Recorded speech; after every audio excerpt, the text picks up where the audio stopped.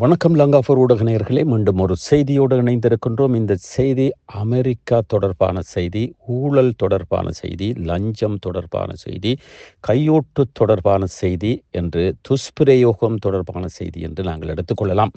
அந்த வகையிலே உலகளாவிய ரீதியிலே லஞ்சம், கற்பழிப்பு, துஷ்பிரயோகங்கள், ஊழல்கள் மற்றும் பல விடயங்கள், சைபர் கிரைம் என்று பல குற்றச்சாட்டுக்கள், குற்ற செயல்கள் இருக்கின்றன. அந்த வகையிலே அதிகமாக இலங்கை, இந்தியா மற்றும் பங்களாதேஷ், பாகிஸ்தானில் மாத்திரமல்ல, நைஜீரியாவிலே முதலாவதாக உலகத்திலே லஞ்சம் அதிகமாக உலாவுகின்ற நாடு நைஜீரியா என்று கூறுவார்கள். அந்த வகையிலே நாங்கள் சிறிய நாடுகள், இப்படியான வறுமைப்பட்ட நாடுகள், பின்தங்கிய நாடுகள், ஆப்பிரிக்க நாடுகள் மற்றும் ஆசிய நாடுகள் என்று பார்க்காமல் அமெரிக்க கண்டத்திலேயும் கூட பல ஊழல்கள் இருக்கின்றன. அமெரிக்காவிலே நடைபெற்ற ஊழலைத்தான் நாங்கள் பார்க்க போகின்றோம். அமெரிக்காவிலே பைடன் அவர்கள் தன்னுடைய மகன் செய்த ஊழல்கள், குற்றச்சாட்டுக்களை மறைத்து அவரோடு இணைந்து பலரை விடுதலை செய்திருந்தார்.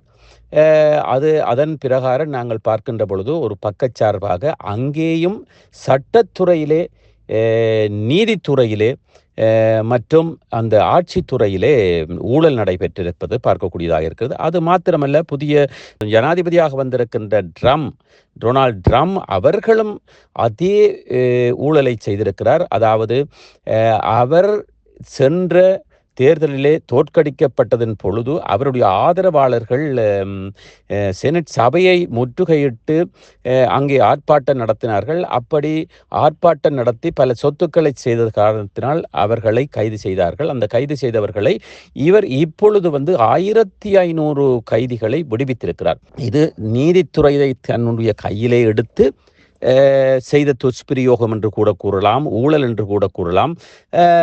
இதை நாங்கள் ஒரு அருவருக்கக்கூடிய செயலாகத்தான் பார்க்க முடியும். இது இந்தியா, ஆசியா போன்ற நாடுகளிலே மற்றும் ஆசிய கண்டத்திலே, மற்றது இந்தியாவிலே, இலங்கையிலே இப்படி ஊழல் மாத்திரமல்ல, அமெரிக்காவிலும் பெரிய பெரிய ஊழல் இருக்கிறது, வடகொரியாவில் இருக்கிறது, அதே வேளையிலே ரஷ்யாவிலே இருக்கிறது, பல ஊழல்கள் இருக்கிறது, ஈரானிலே இருக்கிறது. இப்படி பார்க்க போனால் அனைத்து நாடுகளிலேயும் இந்த ஊழல் என்பது பெரிதாக சிறிதாக இருக்கிறது. அதே வேளையிலே பகிரங்கமாக ஊழலை செய்பவர்கள் அமெரிக்கர்களாக இருக்கிறார்கள்.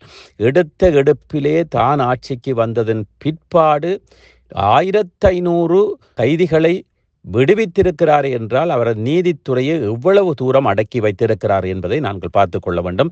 அதே வேளையிலே அமெரிக்காவில் இது மாத்திரமல்ல, பல நிறுவனங்கள் மாத்திரமல்ல, பெரும் பெரும் கோடீஸ்வரர்களுக்காக செய்யப்படுகின்ற ஊழல்கள், தவறுகள், குற்றங்கள், ஏன் இப்பொழுது இருக்கின்ற டொனால்ட் ட்ரம்ப் கூட ஒரு கிரிமினல் குற்றவாளி என்று நீதிமன்றத்தால் தீர்ப்பளிக்கப்பட்ட ஒருவர். அதாவது உதாரணத்துக்கு சொல்ல போனால், மெக்சிகோவிலே கிரிமினல் குற்றவாளிகள் மெக்சிகோவில் எந்த குற்றவாளிகளும் அங்கே செல்ல முடியாது. அந்த வேளையிலே இப்பொழுது இருக்கின்ற ட்ரம்ப் கூட மெக்சிகோவுக்குள் நுழைய முடியாது. காரணம், அவர் ஜனாதிபதியாக இருந்தாலும் அவர் குற்றவாளியாக இருப்பதால், கிரிமினல் குற்றவாளியாக இருப்பதால். இப்படி பார்க்கின்ற பொழுது அமெரிக்காவிலேயும் ஊழல் இருக்கிறது, லஞ்சம் இருக்கிறது, துஷ்பிரயோகம் இருக்கிறது, பெண்கள் துஷ்பிரயோகம் இருக்கிறது, மற்றும் பக்கச்சார்பாக நடைபெறுகின்ற விடயங்கள் இருக்கின்றன.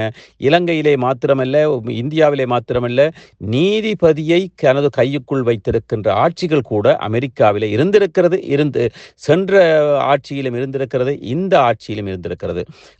இப்பொழுது நாங்கள் இப்படி பார்க்கின்ற பொழுது மிக மிக முன்னணியிலே, உலகத்திலே நான் தான் ஹீரோ என்று இருக்கின்ற அமெரிக்காவிலேயும் குற்றங்கள், பல குற்றங்கள், அதிக குற்றங்கள் இருப்பதை நாங்கள் பார்க்கக்கூடியதாக இருக்கிறது. இப்படியான செய்திகளை பார்ப்பதற்கும் கேட்பதற்கும் லங்காபூர் ஊடகத்தோடு இணைந்திருங்கள். எமது சேனலை சப்ஸ்கிரைப் செய்யுங்கள் மற்றும் பெல் பட்டனை அழுத்துங்கள். உங்களுக்கு உடனடியாக செய்திகள் கிடைக்கும். எமது முகநூலையும் நீங்கள் லைக் செய்ய மறவாதீர்கள். தொடர்ந்தும் இணைந்திருங்கள். லங்காபூர் ஊடகம்.